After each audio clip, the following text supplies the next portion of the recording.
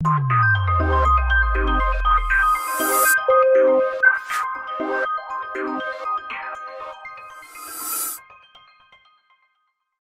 हम यहाँ पे बात करेंगे बहुत अच्छी चीज, रासायनिक संयोग के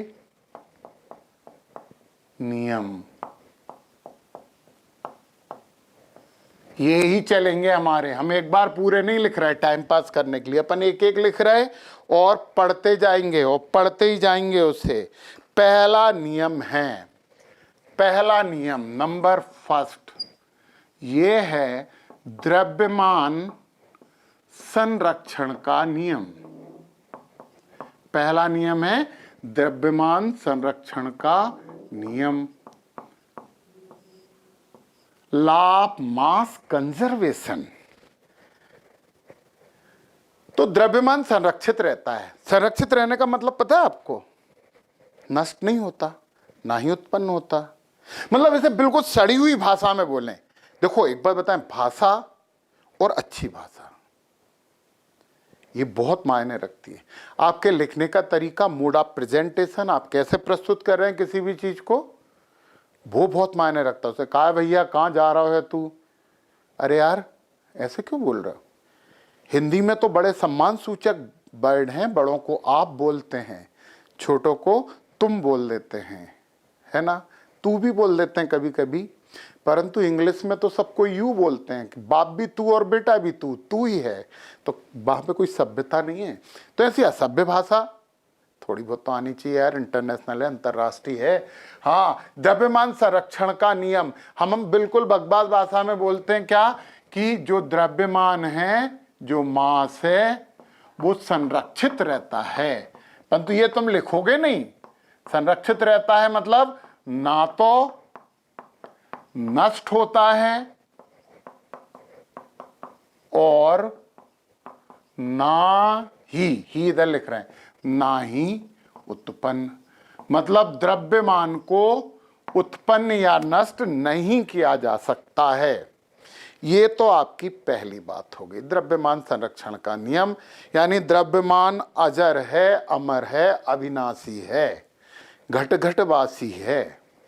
तो परंतु ये भाषा हम नहीं लिखेंगे। हमें तो रसायन पढ़ना है, केमिस्ट्री पढ़ना है। तो केमिस्ट्री में होती हैं रासायनिक क्रियाएं। कोई भी क्रिया हो रही है, H2 + O2 गिव्स 2H2 कर दो तो 2H2O पानी बन गया। इन्हें बोलते हैं क्रियाकारक, रिएक्टेंट्स। जो क्रिया में भाग लेते हैं उन्हें हम बोलते हैं क्रियाकारक, क्रिया को करने वाले। और जो बनते हैं उन्हें हम बोलते हैं क्रियाफल, यानी क्रिया के दौरान बनने वाले। तो क्रियाकारक का द्रव्यमान क्रियाफल में परिवर्तित होता है किसी भी रासायनिक क्रिया में। यानी क्रिया कौन शुरू करता है, रिएक्शन कौन स्टार्ट करता है, रिएक्टेंट्स यानी क्रियाकारक। बनते क्या है, प्रोडक्ट्स यानी क्रियाफल। कि इस क्रिया के दौरान ये बना, आटा लेते हैं, रोटी बनती है। क्या रासायनिक क्रिया नहीं हो रही है, बंधु हम क्रियाकारक और क्रियाफल की। तो पता है द्रव्यमान संरक्षण के नियम की अच्छी जो डेफिनेशन है, तो हम यहाँ पे लिख सकते हैं, किसी भी रासायनिक क्रिया में, किसी भी रासायनिक क्रिया में क्रियाकारकों तथा क्रियाफलों के द्रव्यमान का योग नियत रहता है। अरे यार ये तो बहुत ही गलत बात है, ये तो अपन नहीं लिखेंगे। नहीं, ऐसा तो नहीं लिखने वाले। नियत तो रह गई क्योंकि बदलेगा ही नहीं, ऐसा लिखेंगे। हम ऐसा लिखेंगे, गणितीय भाषा में लिखेंगे, किसी भी रासायनिक क्रिया में, रासायनिक क्रिया में क्रियाकारकों का द्रव्यमान क्रियाफलों के बराबर होता है। जितने क्रियाकारक लेंगे उतने ही द्रव्यमान के क्रियाफल बनेंगे। यानी in any chemical process the mass of reactant always equal to the mass of product. क्या बात है ये? कुछ नहीं है, यही बात है। तो क्योंकि द्रव्यमान, परंतु यार ये परिभाषा तो आप लिखना पेपर में, पेपर में तो लिखने की बात तो ये है, इसे अपन सही कर दे रहे हैं, इसे भी सही कह दे रहे हैं, ये नहीं लिखेंगे हम, परंतु सही तो वो भी है यार। पर एक बड़ी प्रॉब्लम ये है कि कुछ गड़बड़ है दया, कुछ तो गड़बड़ है। क्या गड़बड़ है? चलो पहले तो तुम्हें पता ही नहीं है कि गड़बड़ क्या है। पहले तो तुम्हें बताना पड़ेगा कि गड़बड़ क्या है। भैया कोई चीज जलती है तो उसे रासायनिक क्रिया कहते हैं, ऑक्सीकरण कहलाता है ये। हाँ, ये कंबसन कहलाता है, दहन। तुम सोचो यार, इतनी बड़ी लकड़ी लेके आए तुम, इस लकड़ी में तुमने आग लगा दी, जलने लगी है यार, इतनी सी राख बचेगी। तो क्या राख का द्रव्यमान और लकड़ी का द्रव्यमान दोनों बराबर हैं?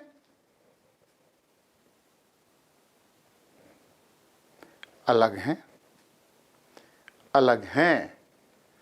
तो अल्बर्ट आइंस्टीन ने यहां पे थोड़ा सा हस्तक्षेप किया और उनने क्या बोला?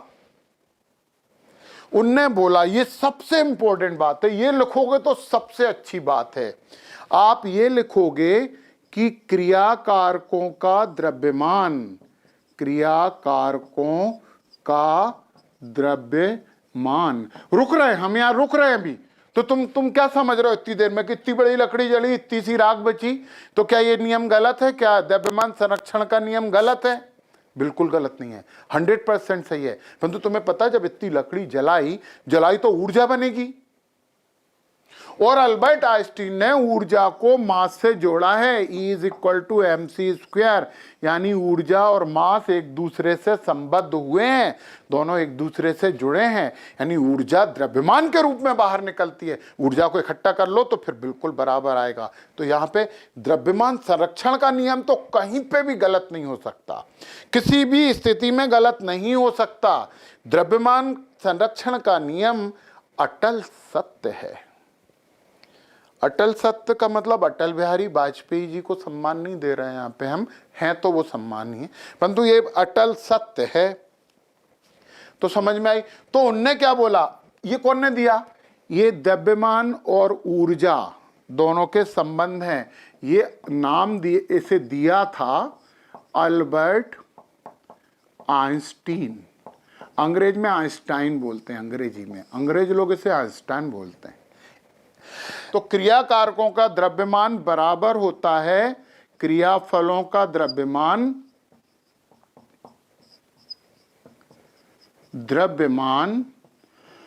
प्लस ऊर्जा। ऊर्जा निकल गई ना, वो भी दोनों जोड़ो तो हमेशा, तो अब नया नियम बन गया, किसी भी रासायनिक क्रिया में क्रियाकारकों का द्रव्यमान क्रियाफलों के द्रव्यमान और ऊर्जा के योग के बराबर होता है, क्योंकि कुछ द्रव्यमान, थोड़ा सा द्रव्यमान ऊर्जा के रूप में परिवर्तित हो जाता है। तो ये अल्बर्ट आइंस्टीन ने इसे सुधारा। लैंडोल्ट ने एक एक्सपेरिमेंट किया था। लैंडोल्ट, अच्छा ये साइंटिस्ट ऐसे अजीब आड़े तिरछे नाम रखते हैं, तो अपने घर पड़ोस में मोहल्ले में भतीजा भतीजियों को ऐसे ही नाम लिखना, हर कुछ किरचाप, लैंडोल्ट, फेराडा, रोजनमुंड और पता नहीं क्या क्या, तो वही वैज्ञानिक बनते हैं, सीधे नाम वाले वैज्ञानिक नहीं बनते। कभी तुमने सुना रमेश, सुरेश, मोहन, जॉन? नहीं सुना होगा। तो पता वैज्ञानिक वही बनते हैं जिनका नाम थोड़े से हर कुछ होते हैं। फालतू बातें। सुनो, अब हमारे पास नया नियम क्या बन गया? हमारे पास नया नियम ये बन गया कि रासायनिक संरक्षण का नियम है, ये लिखोगे तो मजा आएगा। ये भी लिख सकते हो, सही होगा। ये लिखोगे तो वो टीचर समझेगा कि गुड, लड़के में बात तो है यार, तो बात तो मनमानी है हमें, है ना। तो किसी भी रासायनिक क्रिया में क्रियाकारकों का द्रव्यमान सदैव क्रियाफलों के द्रव्यमान और ऊर्जा के योग के बराबर होता है। कुछ ऊर्जा निकल जाती है, आ भी जाएगी तो फिर, वैसे आती नहीं है, आ भी सकती है, क्योंकि ऊष्मा छेपी और ऊष्मा शोषी दो तरह की अभिक्रियाएं होती हैं, तो इसलिए हमें दोनों बातों पे गौर करना चाहिए। ये निकली तो प्लस होगा और नहीं निकली आ गई तो माइनस हो जाएगा, तो ये बात ध्यान रखना, दोनों चीजें होती हैं यहाँ पे। तो लैंडोल्ट की बात कर रहे थे हम कि लैंडोल्ट ने क्या किया, थोड़ी सी कलाकारी की उन्होंने। एक ऐसी ट्यूब ली, अच्छा इन्हें कोई काम नहीं रहता पता, इसलिए ये कलाकारियां करते रहते हैं। ऐसी एक ट्यूब ली लैंडोल्ट ने, पैक कर दी, यहां से जोड़ा और एक और ट्यूब से जोड़ दिया लैंडोल्ट ने, ऐसी पैक दो ट्यूब बना ली। इसमें उन्होंने डाल दिया Ag और इसमें उन्होंने डाल दिया NO3। अब क्या किया, इसे उल्टा कर दिया, उल्टा मिला दिया इन्हें, ऐसे डब्बा डब्बा जैसे डमरू बजाते ना, dub dub dub dub dub dub करके मिला दिया। अच्छा पहले मिलाया नहीं था, अलग अलग रखा था, तब इसका द्रव्यमान लिया तो वो द्रव्यमान m ग्राम आया, ये द्रव्यमान की मशीन पे रखा। अब इसे उल्टा सीधा करके मिला दिया तो इसमें क्रिया हो जाएगी Ag प्लस, अभी हम सिंपल क्रिया लिख रहे हैं NO3 डैश Ag NO3। वैसे यहाँ पे Cl2 भी ली थी उन्होंने, सिल्वर क्लोराइड बना था, AgNO3 बन गया। तो हाँ हम क्लोरीन भी ले सकते हैं, R करके लिख दो ना यार Cl2, तो यहाँ पे 2Ag प्लस Cl AgCl बन जाएगा, बना लो। परंतु जब उन्होंने क्रिया करवा दी और क्रिया करवाने के बाद फिर इसे तोला तो वही भार था, उसका अलग नहीं हुआ, क्योंकि इससे तो ऊर्जा भी नहीं निकली ना। तो लैंडोल्ट ने कहा यह सिद्ध हो गया हमारे द्रव्यमान संरक्षण का नियम। तो फिर से एक बार बोल दें कि द्रव्यमान ना तो नष्ट किया जा सकता है, ना ही उत्पन्न किया जा सकता है, हाँ कुछ ऊर्जा में परिवर्तित हो सकता है, ऐसा अल्बर्ट आइंस्टीन ने कहा है। और अल्बर्ट आइंस्टीन ने दी ऐसा कहा है तो वो सिद्ध है, वो प्रूव्ड है, अल्बर्ट आइंस्टीन की बात गलत नहीं है।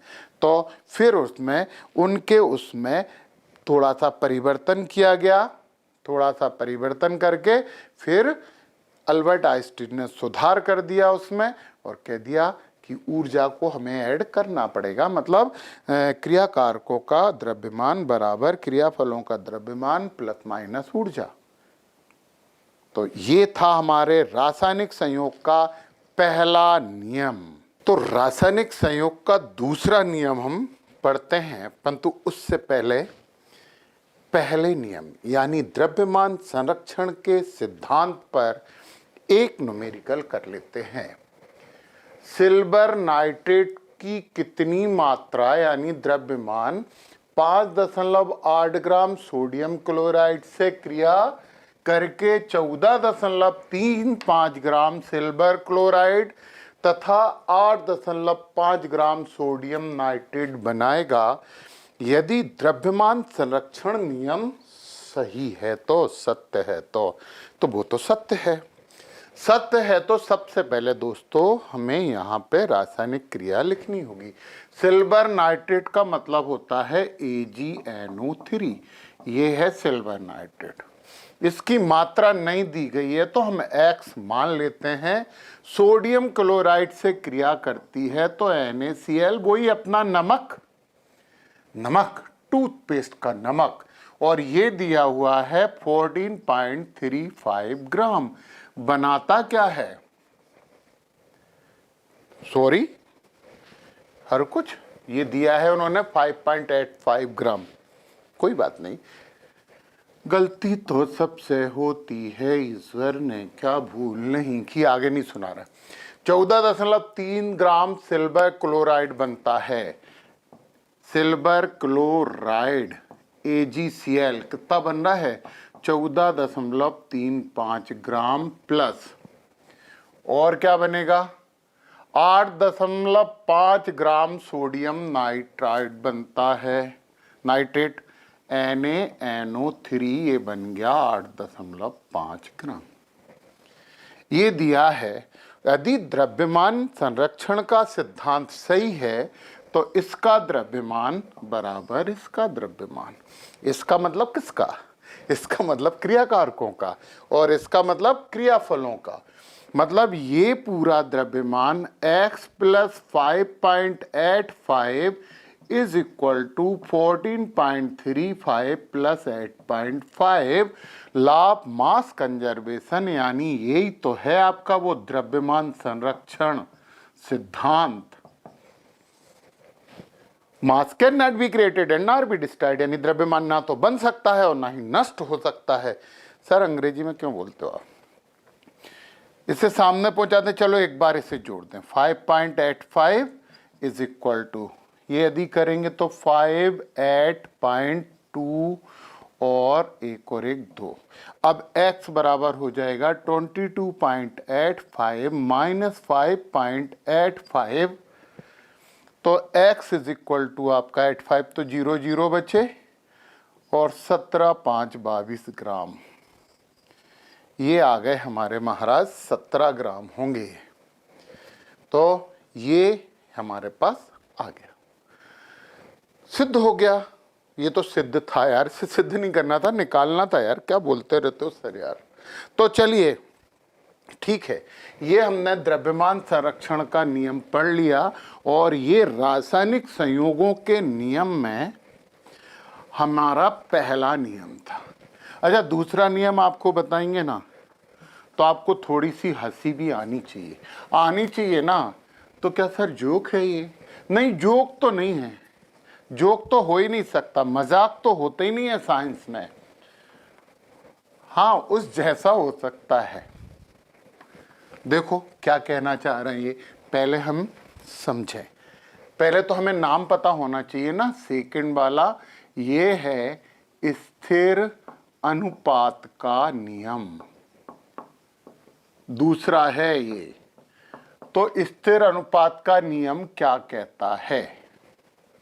कोई भी यौगिक किसी भी विधि से प्राप्त किया गया हो, लिख तो दें यार, कोई भी यौगिक। अच्छा, लिखने से पहले थोड़ा सा समझा देते हैं यार। कोई भी यौगिक किसी भी तरीके से प्राप्त किया गया हो, उसके अवयवी तत्व भारानुसार सदैव एक समान अनुपात में होते हैं। नहीं आया समझ में? बिल्कुल नहीं आया। तो आप सर, आप तो कह रहे थे कि एक मजाक जैसी चीज है, परंतु ये तो समझ में ही नहीं आई। सुनो, हैंडपंप से पानी लेके आए, H2O है। हैंडपंप के पानी का सूत्र क्या है? H2O, लिख लिया। नदी से पानी लेके आए, उसका सूत्र क्या है? H2O। कुएं से पानी लेके आए, उसका सूत्र क्या होगा? यार पानी कहीं से भी लाओ, वो H2O ही होगा। मतलब कोई सा भी पानी H3O नहीं हो सकता, H2O2 नहीं हो सकता, HO2 नहीं हो सकता, ये तो पानी है ही नहीं।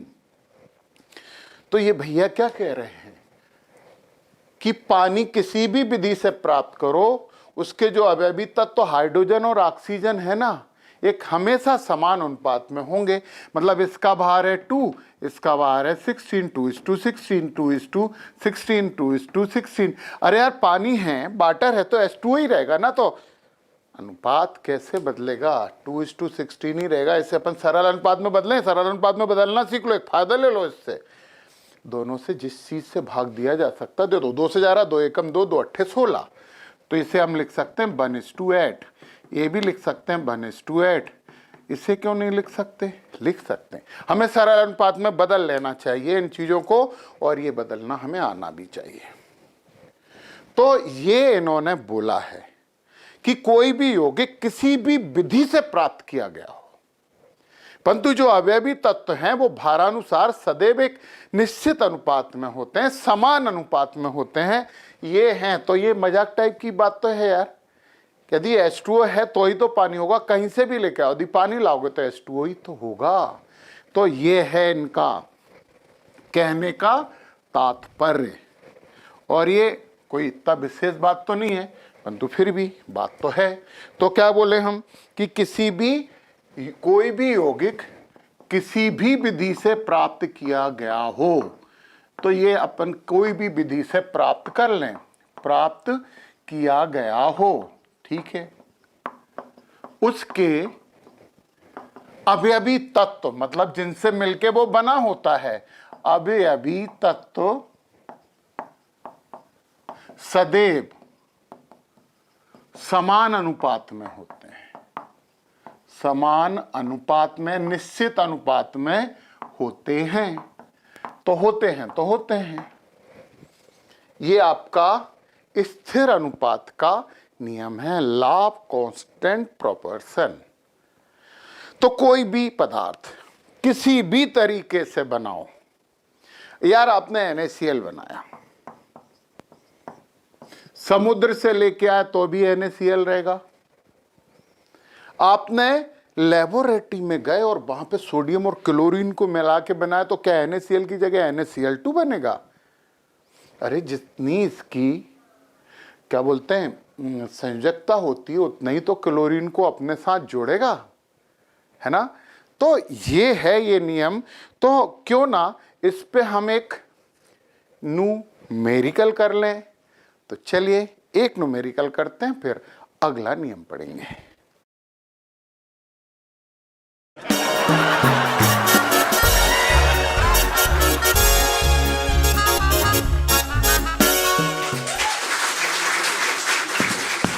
बड़े, और क्या चल रहा है आजकल? तू बहुत बिजी रहता है। हाँ यार, ऑफिस का काम बहुत है ना, इसलिए। अच्छा एक बात पूछूं? पूछ। अच्छा ये बता, एक तरफ पैसा और दूसरी तरफ अकल, तो तू क्या चुनेगा? अकल चुनूंगा। नहीं, मैं तो पैसा चुनता। अबे अकल होगी तो पैसे भी कमा सकते हैं, तू गलत है छोटे। हाँ तू सही कह रहा है, जिसके पास जिस चीज की कमी होती है वो वही चुनता है। अबे मस्ती कम कर, स्टेज पे पढ़ाई कर।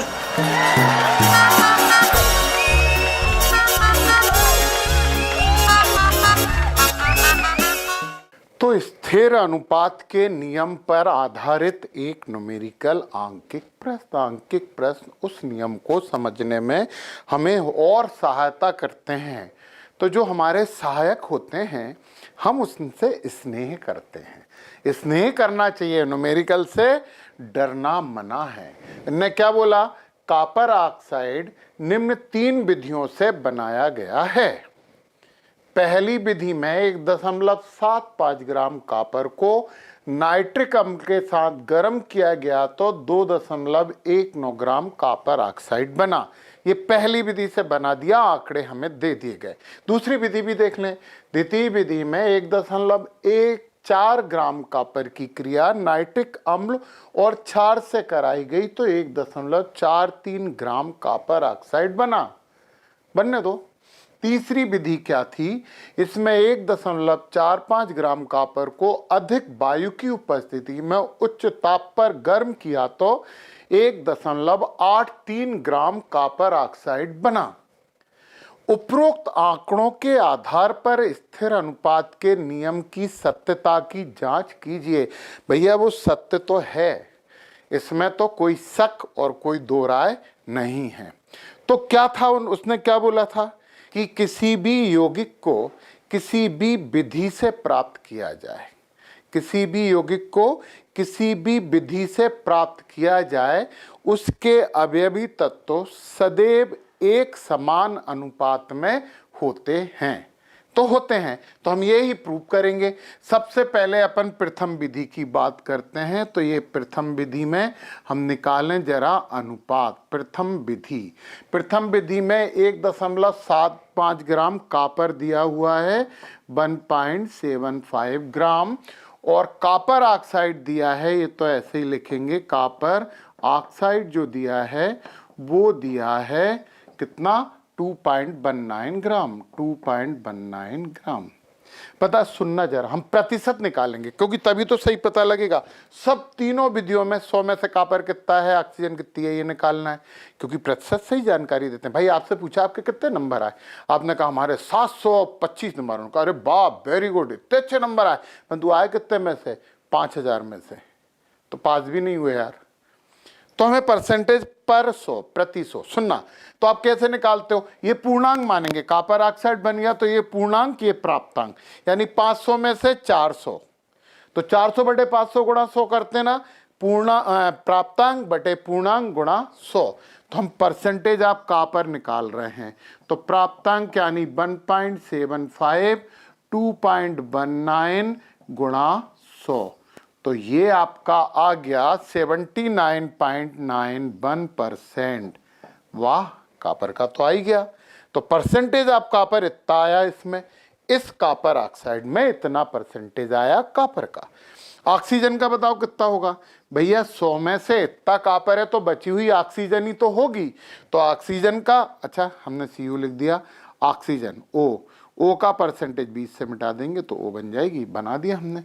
तो 100 माइनस 79.91 बराबर, यहाँ पे आपके 10 में से 9 बचे, यहाँ 0 बची, यहाँ दशमलव लगाया, यहाँ पे थे आपके 9 में से 0 गए और यहाँ पे 2। इतना परसेंट आया ऑक्सीजन का। ये कॉपर और ऑक्सीजन का पहली विधि से परसेंटेज आ गया।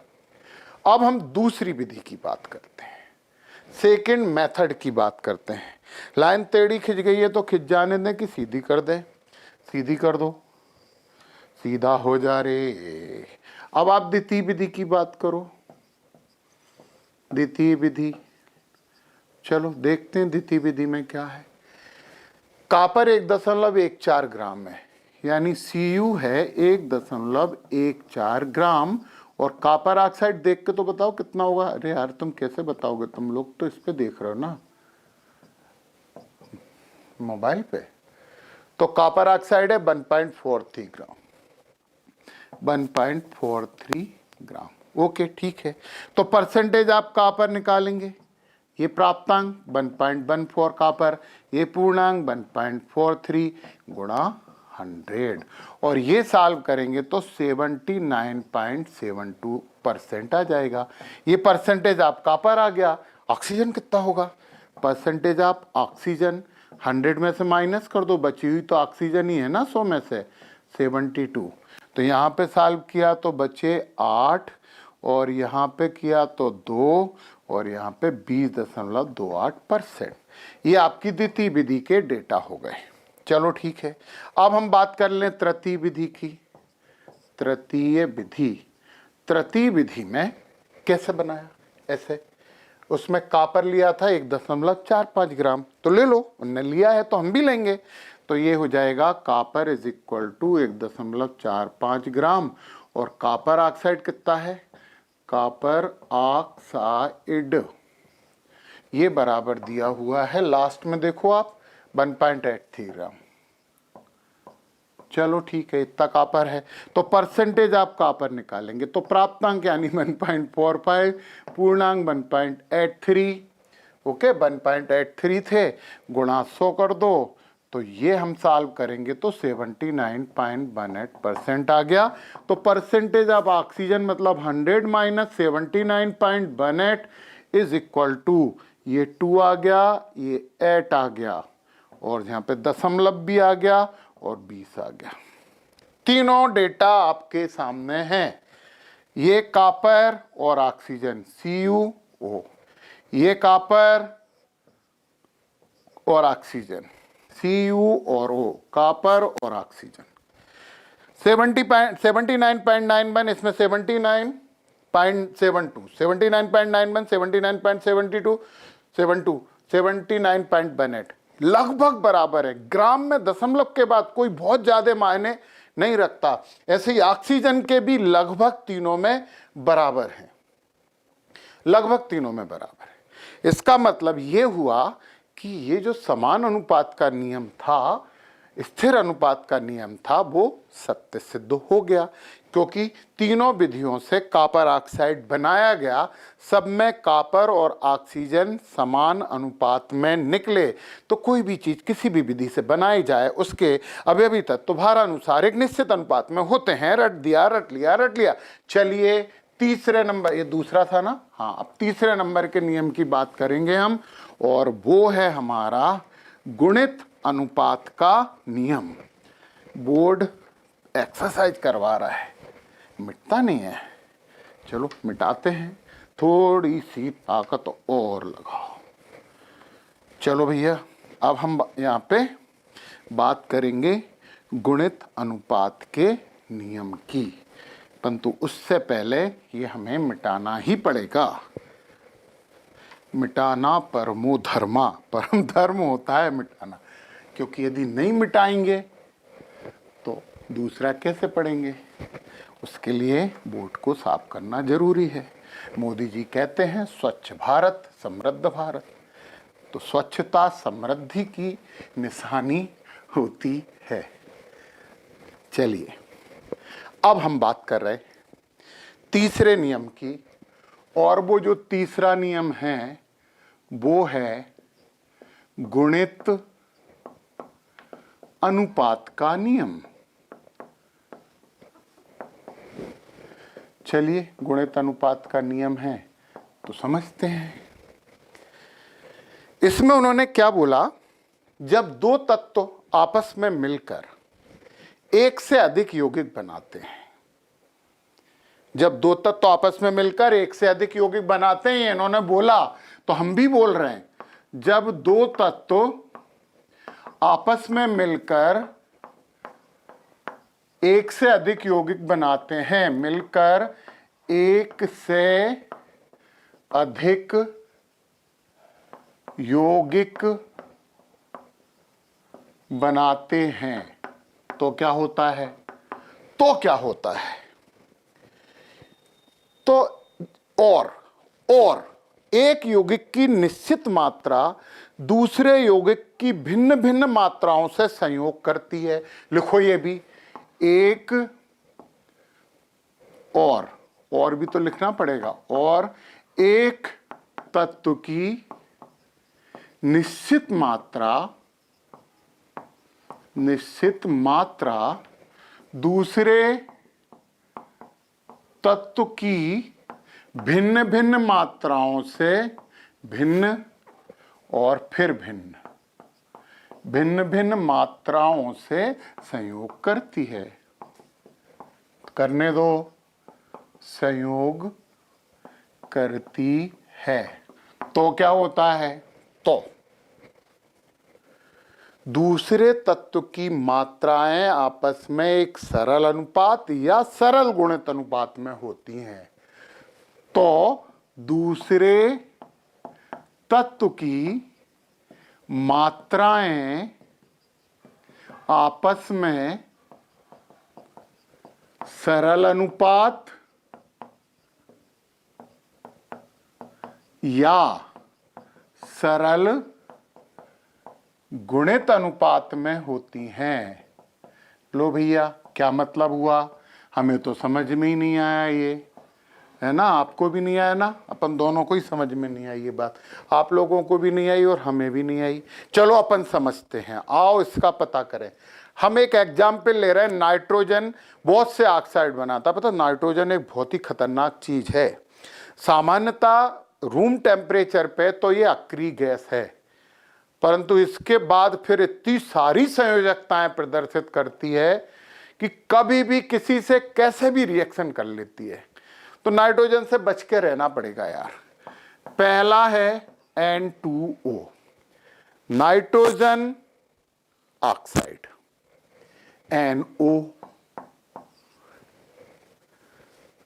नाइट्रोजन मोनोऑक्साइड या नाइट्रस ऑक्साइड, सोच लेंगे थोड़ा सा, N2O3 trioxide, N2O4 nitrogen tetraoxide, N2O5 nitrogen pentoxide. ये जो है ना हमारे ऑक्साइड हैं। कितने सारे ऑक्साइड बना दिए? 1 2 3 4 5। नाइट्रोजन का परमाणु भार होता है 14। हम यहाँ पे लिख रहे हैं नाइट्रोजन का और यहाँ ऑक्सीजन का। 14 दूनी 28, इसमें 28 है और इस 2 करके ऑक्सीजन का परमाणु भार है 16।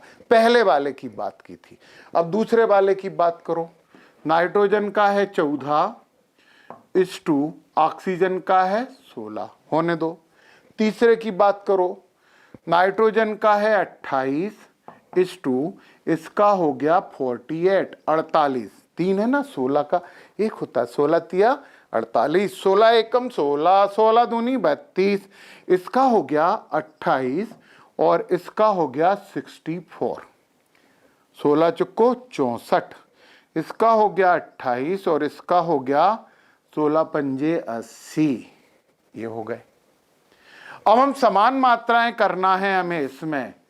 1 में 14 है, तो हमने कहा था कि किसी भी अनुपात में दोनों तरफ किसी का गुणा कर दें तो कोई अंतर नहीं पड़ता है। कर दो, इसे भी 28 में लाना है। चलो फिर एक बार और लिखें, नाइट्रोजन इज टू ऑक्सीजन। 28 है 16, 14 दूनी 28, 2 का गुणा कर दिया हमने, इंटू 2 बोथ साइड। 16 दूनी 32, ये हो गया 32, 14 दूनी 28, ये हो गया 48, ये हो गया 28, ये हो गया 64, ये हो गया 28, ये हो गया 80। अब आप देखो, नाइट्रोजन की तो समान मात्राएं हैं, ऑक्सीजन देखना, ध्यान से देखना। कैरियर बनाना है तो जाग जाइए, ऐसी उंगली करता, कैरियर बनाना है तो जाग जाइए। देखिए आप, 16 गुणा 1, 16 गुणा 2, 16 गुणा 3, 16 गुणा 4 और 16 गुणा 5, ये हो गया सरल गुणित अनुपात। मतलब सरल गुणित अनुपात है ना, सरल गुणित अनुपात। लो भैया, यही तो था वो, कि जब एक तत्व दूसरे तत्व की भिन्न भिन्न मात्राओं से संयोग करके एक से अधिक यौगिक बना देता है, तो दूसरे तत्व की भिन्न भिन्न मात्राएं एक सरल गुणित अनुपात में होती हैं, और ये हो गया आपका गुणित अनुपात का नियम। तो ये हमने तीसरा नियम पढ़ा। अब हम यहां पे पढ़ते हैं एवोगैड्रो का नियम, और वो चौथा नियम है। तो चौथा नियम अब हमें पढ़ना है, नंबर 4, और वो है एवोगैड्रो। परंतु पता है, उससे हिंदी में एनसीईआरटी की बुक में लिखा है आवागैद्रो, आवागैद्रो है ना, आवागैद्रो भी लिख सकते हो, एवोगैड्रो भी लिख सकते, AVOGADRO इंग्लिश में उसकी स्पेलिंग है। ये मिटने में बड़ा कष्ट कर रहा है, कोई बात नहीं। एक्सरसाइज में जो डंबल करते हैं ना, डंबल बोर्ड पे मिटाने में उससे ज्यादा एक्सरसाइज होती है। हाँ, मान के देख लेना आप ये बात। चलो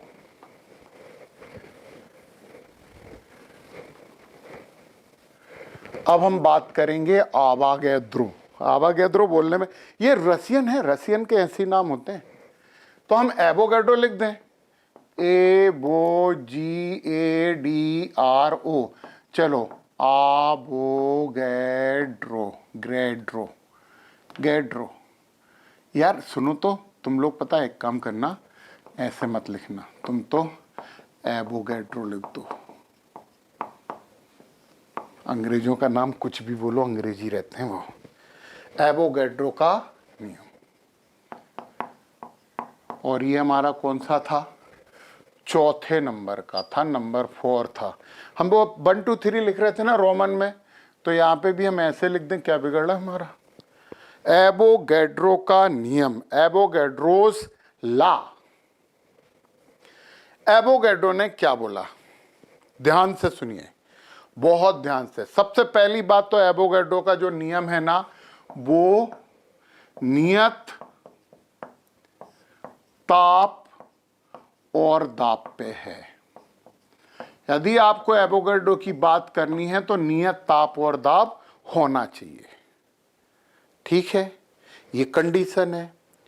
तो यदि कोई गैस का निश्चित आयतन, वैसे गैसों का, बहुत सी गैसों का निश्चित आयतन ले लें, आयतन भी समान हो, तो गैसों में परमाणुओं की संख्या भी समान होती है। अणु यदि हैं, आणविक है, तो अणुओं की संख्या भी समान होती है।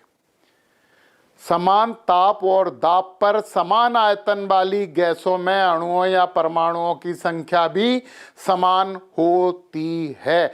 कोई सी भी गैस ले लो, कोई सी भी गैस ले लो, ताप और दाब समान है और आयतन भी समान है, तो सब गैसों में अणुओं की संख्या भी समान होगी। मतलब एक गैस ए ले ली, एक गैस बी ले ली और एक गैस सी ले ली, तीनों के आयतन भी समान है, ये भी समान है और आयतन भी समान है, आयतन भी समान है, तो अणुओं की संख्या भी समान होती है। अणुओं की संख्या, परमाणु भी बोल सकते हैं, परमाणु हुई तो अणुओं की संख्या समान होती है। अच्छे से बोले।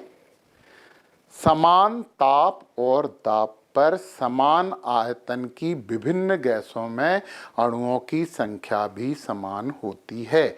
इसे अपन एक काम की चीज के रूप में पढ़ेंगे। ये तो इसकी परिभाषा हो गई, बहुत अच्छे से आपने लिखी है ना। हमने लिखी है। तो हम एक बहुत अच्छी चीज पढ़ते हैं यहां पे, जो तुम्हें काम पड़ेगी, पूरे टाइम काम आती रहेगी। क्या काम आती रहेगी? इसका मतलब यह है कि V is directly proportional to n number of moles. Small n को नंबर ऑफ मोल्स बोलते हैं, कैपिटल N लिख लेंगे तो अणु परमाणु जो भी है वो हो जाएगा। आयतन बढ़ेगा तो नंबर भी बढ़ेगा। आयतन बढ़ेगा तो अणुओं की संख्या भी बढ़ेगी, परमाणुओं की संख्या भी बढ़ेगी, मोल्स भी बढ़ जाएंगे। तीनों एक ही बात है यार। एक ही बात कैसे होती सर? अणु और परमाणु एक, अरे यार परमाणविक गैस होगी तो परमाणु, आणविक गैस होगी तो अणु।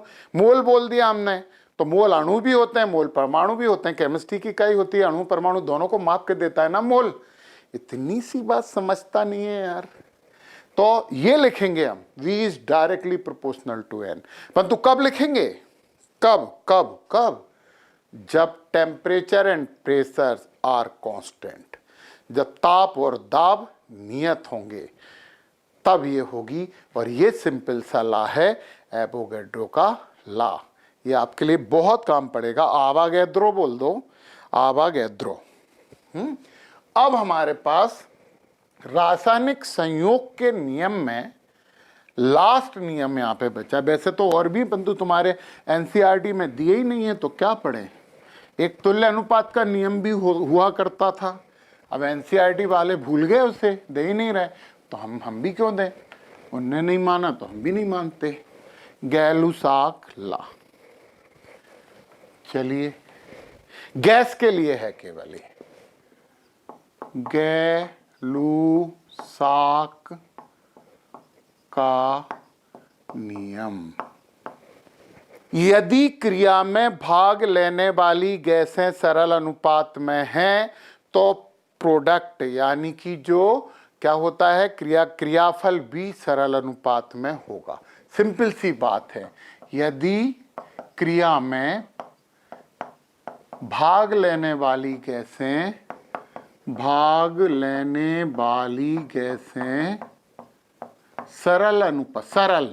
सरल अनुपात में है तो क्रियाफल गैस भी, क्रियाफल में जो भी गैस बनेगी गैस भी सरल अनुपात में होती है। देखो, हमें नहीं पता कि फालतू सा नियम देते ही क्यों हैं, परंतु दिया है तो पढ़ लेते हैं। पढ़ना परमो धर्मा। H2 plus Cl2 is equal to 2HCl। ये भी गैस है, लिक्विड नहीं है। 1:1:2। N2 plus 3H2 gives 2NH3। Ammonia बना दिए अपन ने। 1:3:2। सब एक सरल अनुपात में होती हैं। हर कुछ नहीं बनेगी तो द्रव्यमान संरक्षण के नियम में भी ये बात करते हैं वो सब बातें। और ये भैया अब हमारे रासायनिक संयोग के नियम कंप्लीट हो गए हैं। अब डाल्टन का परमाणुवाद सिद्धांत, पहली बार परमाणु के बारे में जानकारी दी गई थी और वो जानकारियां दी थी डाल्टन ने। तो डाल्टन ने परमाणु के बारे में क्या बोला था, ध्यान से सुनिए, समझिए, क्योंकि ये पूरा विज्ञान परमाणुओं का विज्ञान है। पूरी रासायनिक क्रियाओं में केवल परमाणु भाग लेते हैं और कोई भाग नहीं लेता। हर पदार्थ की प्रकृति परमाणु निर्धारित करता है, इसलिए परमाणु ही सब कुछ है। परमाणु अणु बनाता है तो परमाणु ही बनाता है। तो अणु के गुण परमाणु के गुण होते हैं, अणु के गुण अणु के नहीं होते, परमाणु द्वारा प्रदत्त गुण होते हैं अणु के। तो डाल्टन का परमाणुवाद सिद्धांत, रासायनिक संयोग का नियम अपन मिटा देते हैं यहाँ पे और हम यहाँ पे लिखते हैं कि डाल्टन का परमाणुवाद सिद्धांत समझना है। बहुत अच्छी थ्योरी है और पेपर में भी आती है, डाल्टन का परमाणुवाद सिद्धांत, atomic theory of Dalton. Dalton ने बहुत सी बातें बताई, उसमें से कुछ बातें गलत भी हो गई थी। ठीक है, आधुनिक सिद्धांत में कुछ बातें उनकी गलत हुई थी तो उन्हें सही कर दिया गया, परंतु बुनियाद जो बेस थी वो डाल्टन का ही था। उन्होंने पहली बार बोला कि परमाणु होता क्या है। ये जितनी भी बातें हम यहाँ लिख रहे हैं वो सब परमाणु के बारे में लिख रहे हैं। और एक एक बात समझना है, यदि आपको केमिस्ट्री आगे पढ़ना है, सरल रूप से पढ़ना है, केमिस्ट्री पे मास्टरी करके मार्किंग लाना है, मार्क्स अच्छे लाना है, करियर बनाना है, तो एक एक बात समझिए। ठीक है, बहुत सिंपल बात होगी। सबसे पहला क्या बोलेगा, वो गोलीय होता है। आकार में कैसा होता है, गोलीय होता है। एक बात ध्यान से आपको बताएं, इस प्रकृति में, संपूर्ण ब्रह्मांड में जो सबसे छोटी चीजें होती हैं वो भी गोला होती हैं, और बड़ी चीजें होती हैं वो भी गोला होती हैं। और इसका सिंपल सा रीजन ग्रेविटी है, गुरुत्वाकर्षण है, क्योंकि ये बनते हैं तो आपस में कुछ आकर्षण बल लगते हैं, उसके कारण बनते हैं। तो बहुत छोटी चीजें सबसे सममित, सिमेट्रिक शेप लेती हैं, सबसे सममित आकार लेती हैं, और वो आकार केवल गोला होता है। तो ड्यू टू सिमेट्री, सममिति के कारण छोटी से छोटी और बड़ी से बड़ी चीजें गोलाकार होती हैं, गोली होती हैं। तो समझिए आप, पहली चीज बोला कि गोली होती है, दूसरी चीज बोला विद्युतीय रूप से उदासीन, यानी कोई भी विद्युत का गुण प्रदर्शित नहीं करता। जबकि परमाणु में इलेक्ट्रॉन होते हैं जो नेगेटिव यानी ऋणात्मक आवेशित होते हैं, और प्रोटॉन होते हैं जो धनात्मक आवेशित होते हैं, और भी छोटे छोटे बहुत से कण होते हैं जिन पे आवेश हो सकता है जो हमें प्रभावित नहीं करते, इसलिए हम उनके बारे में नहीं पढ़ते हैं। तो उन्होंने बोला कि उदासीन है, इसका मतलब यह है कि किसी भी परमाणु में जितना ऋण आवेश होता है उतना ही धन आवेश होता है, और ये आवेश बराबर होने के कारण एक दूसरे के प्रभाव को नष्ट कर देता है, तो रिजल्टेंट आता है 0। एक घर में दो लड़ाके हैं, बाहर कोई लड़ने आया, परंतु वो दोनों आपस में ही लड़ते रहते हैं, तो बाहर वाले से वो दोनों कभी नहीं लड़ पाते, बाहर वाले पे वो कोई प्रभाव नहीं डाल पाते। इसलिए आपसे सबसे कह रहे हैं, हिंदू मुस्लिम सिख ईसाई सबसे कह रहे हैं कि भारत हमारा घर है, और इस घर में आपस में लड़ाइयाँ नहीं होनी चाहिए। आपस में तो हमें एक दूसरे से मिलजुल कर रहना चाहिए, ताकि कोई बाहर का आए तो ठीक कर लें। अभी चीनी घुसाए थे, भगा दिया उन्हें। सुनो, तो विद्युतीय रूप से उदासीन इसलिए होता है क्योंकि उसमें ऋणावेश और धनावेश, मतलब इलेक्ट्रॉनों की संख्या और प्रोटॉनों की संख्या बराबर होते हैं। परंतु तुम्हें आश्चर्य वाली बात ये बताता हूं कि जब डाल्टन अपनी थ्योरी दे रहे थे, जब तक इलेक्ट्रॉन और प्रोटॉन डिस्कवर हुए ही नहीं थे, जब तक इलेक्ट्रॉन और प्रोटॉन डिस्कवर हुए ही नहीं थे, फिर भी उन्होंने थ्योरी दी। सैल्यूट करना पड़ेगा डाल्टन को। ओके, तो विद्युतीय रूप से उदासीन होते हैं। अब तीसरे नंबर की बात, अपन ऐसे एरो लगा के लिख रहे हैं, ये पूरी हो गई, ये पूरी हो गई। अब सबसे छोटी इकाई होती है पदार्थ की, सबसे छोटी इकाई। वैसे तो ये बात गलत है, परंतु फिर भी अपन अभी तो पढ़ रहे हैं, किसकी, पदार्थ की। मतलब एक बात तो सही है, क्योंकि परमाणु मिल के ही पदार्थ बनता है। परमाणु मिलेंगे तो पहली स्टेप अणु की होती है, फिर इसके बाद की जो स्टेप आती है वो पदार्थ की आती है। तो एक बहुत सिंपल सी और अच्छी सी बात यह है कि पदार्थ की सबसे छोटी इकाई होती है। अगली बात इन्होंने क्या बोला, रासायनिक क्रिया में भाग लेते हैं और किसी भी पदार्थ की रासायनिक गुणधर्म निर्धारित करते हैं। मतलब किसी भी पदार्थ के रासायनिक गुणधर्म समझना तो है। रासायनिक गुण धर्म निर्धारित करते हैं। इसका मतलब क्या है? इसका मतलब ये है कि ये रासायनिक क्रिया में भाग लेते हैं। यानी कोई भी जो रासायनिक क्रिया होती है वो केवल इनके ही द्वारा होती है, भाग लेते हैं।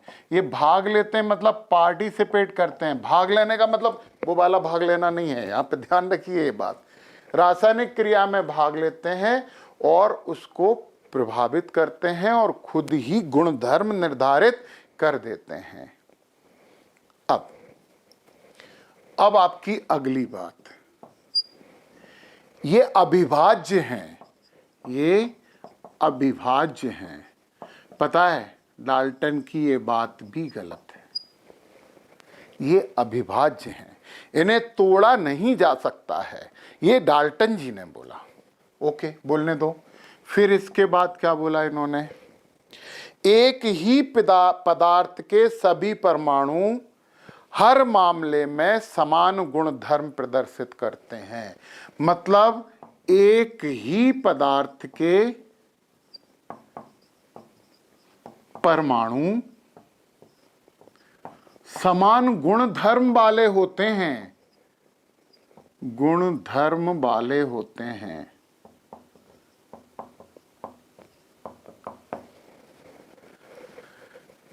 आइडेंटिकल इन ऑल रिस्पेक्ट, सब उनके गुण बराबर होते हैं। तो पता है डाल्टन ने ये भी बात गलत कह दी थी। तो डाल्टन के नियम से हम पूरे रासायनिक संयुग के नियम एक्सप्लेन कर सकते हैं, सामान्य तरीके से कर सकते हैं। उन्होंने सभी नियमों की डाल्टन ने व्याख्या कर दी थी। तो ठीक है, अब आधुनिक सिद्धांत, अब हम बात करेंगे किसकी? आधुनिक सिद्धांत की। आधुनिक सिद्धांत।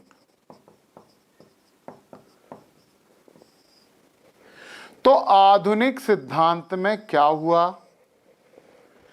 पहली चीज, आधुनिक सिद्धांत ने ये गलत कर दी और उन्होंने बोला कि परमाणु विभाज्य हैं, स्प्लिटेबल हैं, इन्हें तोड़ा जा सकता है आज की डेट में 37 कणों में। हाँ, परमाणु के अंदर टोटल 37 कण होते हैं। इलेक्ट्रॉन, प्रोटॉन, न्यूट्रॉन के अलावा ये तो 3 ही हुए, समझ गए? Mason, neutrino, anti neutrino, positron, neutrino वगैरह वगैरह, क्या क्या सुनोगे यार। तो 37 कणों में विभाजित किया जा सकता है।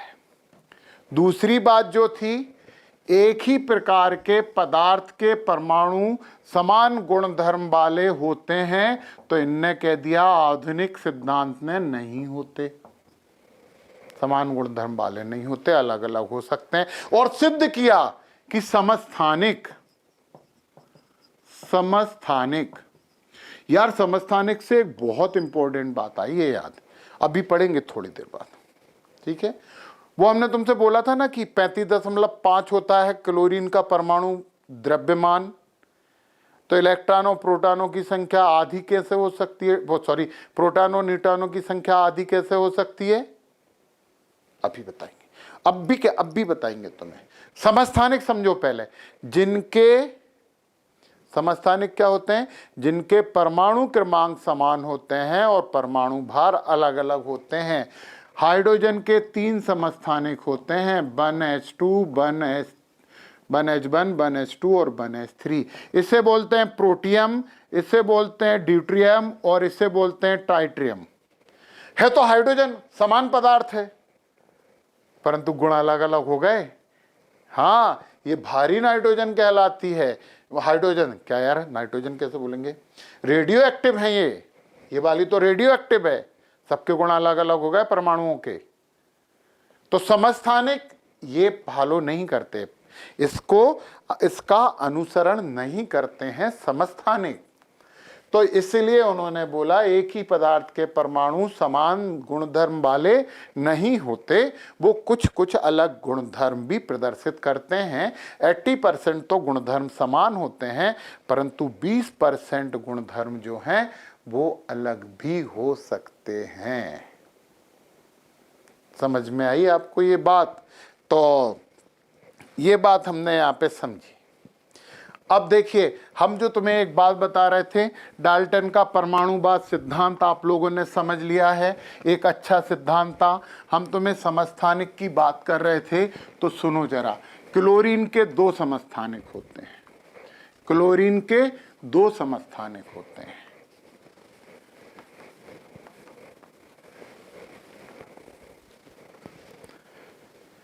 एक होता है क्लोरीन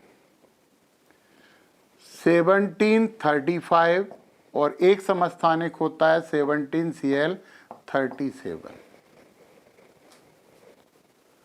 और सुनिए जरा, ये जो दोनों होते हैं ना, वो 3:1 में मिलते हैं। कहां पे? प्रकृति में। यानी हमें जो भी क्लोरीन मिलेगी उसमें 3 भाग ये समस्थानिक होगा और 1 भाग ये समस्थानिक होगा। मिक्सचर मिलेगा, मिश्रण मिलेगा इन दोनों समस्थानिकों का। तो फिर क्लोरीन का परमाणु भार क्या दें? तो पता है, ऐसे निकालेंगे। ये 3 भाग है ना, तो 35 × 3 प्लस ये 1 भाग है ना, तो 37 × 1, और ये 3 और 1 टोटल कितने हो गए? 4। सॉल्व करिए तो ये हो गया 3 पंजे 15, 3 तिया 9, 1 10, ये हो गया 37 और ये हो गया 4। और सॉल्व करिए, 7 5 12 और 112 कैसे हो सकता है? ये 7 5 12, 3 और 1 4, 142/4। 4 से भाग दो, 4 तिया 12, 4 पंजे 20, 4 पंजे 20, 35.5 आ गया। ऐसे आता है वो 35.5। अभी हमें यहाँ पे बहुत सी चीजें पढ़नी है। मूलानुपाती सूत्र पढ़ना है, हमें रस समीकरण मितीय पढ़ना है, स्टाइचियोमेट्रिक यानी रासायनिक क्रियाओं की बात करनी है, संतुलन की भी बात करनी है उनकी, और सीमांत अभिकर्मक हम यहाँ पे पढ़ेंगे। परंतु उससे पहले हम यहाँ पे एक बहुत इंपॉर्टेंट टॉपिक पढ़ रहे हैं, और उस टॉपिक का नाम है विलयन।